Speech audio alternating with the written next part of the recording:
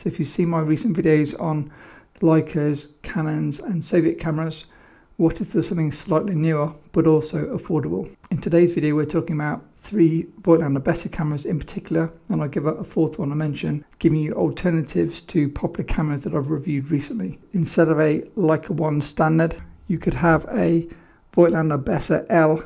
Instead of a 70-year-old Canon rangefinder camera, you could have a Voigtlander Bessa R camera. And instead of a Soviet Kiev camera, you could have a Voigtlander Bessa R2C, which has the same Contax Kiev mount. Stay with me till the end and I'll even show you an alternative to the amazing Leica M6. Hey guys, Matt here from MrLeica.com. Hope you're all doing well and I hope you're ready for some more rangefinder cameras. I'm surrounded by cameras, so hopefully something for everybody.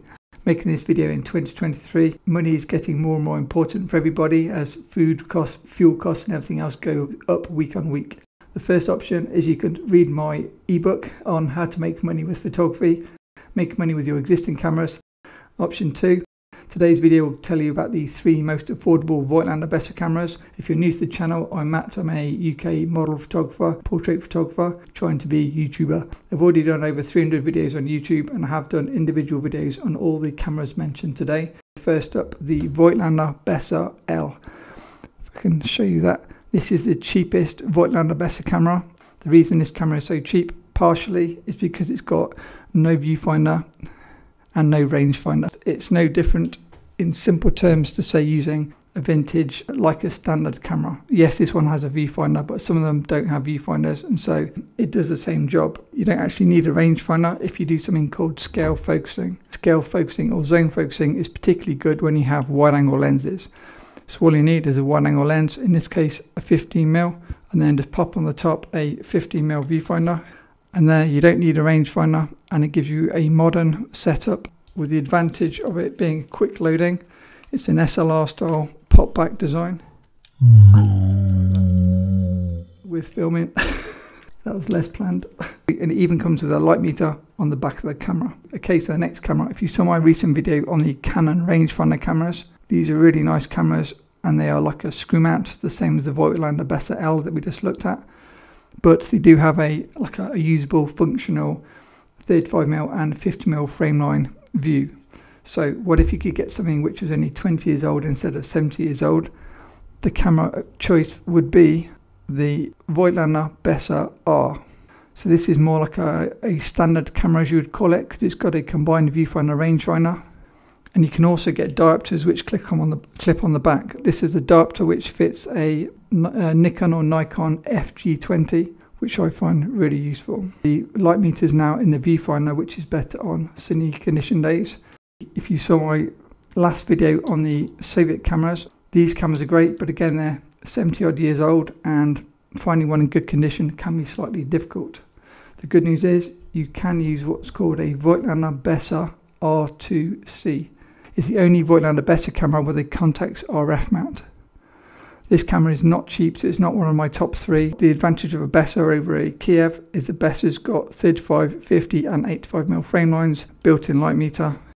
And what if you could have an affordable alternative to a brand new Leica M6? Leica M6s, as we know, £4,000 plus new, £2,000 plus used. What if there's a cheap alternative? The Voigtlander Bessa T is the second cheapest Voigtlander Bessa camera, and this camera is Leica M mount. It does come with a few cons. So, as we know, on a Leica M camera, you have a standard built-in viewfinder, rangefinder.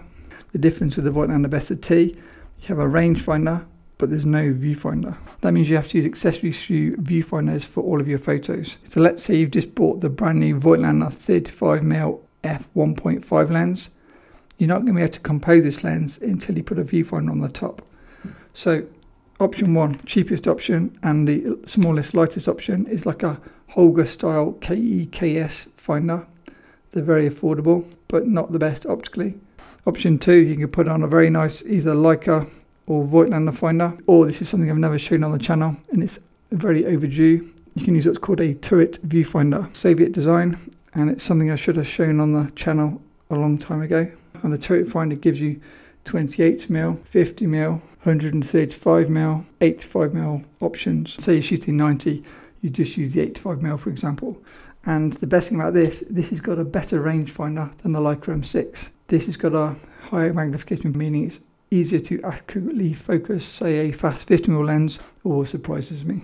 So these are the best alternatives to very popular cameras. The Voigtlander Bessa R2C will give you an alternative to Kiev's and Contax cameras.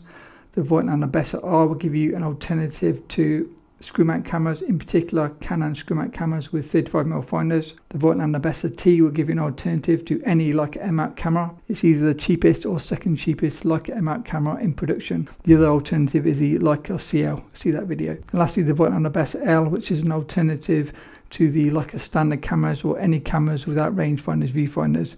In terms of costs, I'll put some links to eBay below. I had a quick look. The Bessa L is the cheapest. Prices start from around £150. Bessa T is the second cheapest, starting from around £400, say less than $500. Voigtlander Bessa R from around £500 or maybe $600. All four cameras have built-in light meters, flash sync speed of 125th of a second, with a maximum flash sync speed of 0.002 of a second. All fast loading, yeah, all pretty available, and all around 20 years old, which means they should need less attention compared to a 70-year-old camera or a 90-year-old camera that you may find on eBay. Now, if you see my video on all 12 Voigtlander Bessa cameras, you may ask the question, are Voigtlander Bessa cameras worth it, or should you spend a bit extra money and get a Leica M camera, for example? I believe these three cameras are worth the money because they're much more affordable, and I don't believe the higher end Voigtlander Bessa cameras are worth the money. The prices of all those cameras was really inflated during COVID, and now it's so close to, say, a Leica M2 price or a Leica M3 price, you'd be much better off buying a Leica M camera than a high-end Voigtlander camera, I believe. These cameras are very lightweight, so it's great for, say, active people like myself if I'm running or cycling, which is why I use them. However, if you want something that's built to last and is much easier to repair and keep being repaired, you better spend a bit more money and buy either vintage Leica cameras such as this Leica Standard, which will probably go on now for another 50 years after it's had a full CLA, or treat yourself to something like a Leica M6 or any other Leica M camera.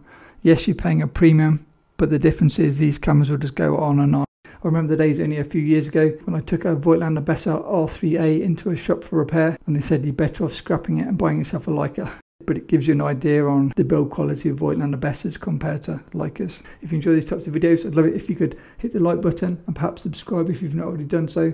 And as always, a huge thanks to my awesome patrons. I'll link some more videos to watch next.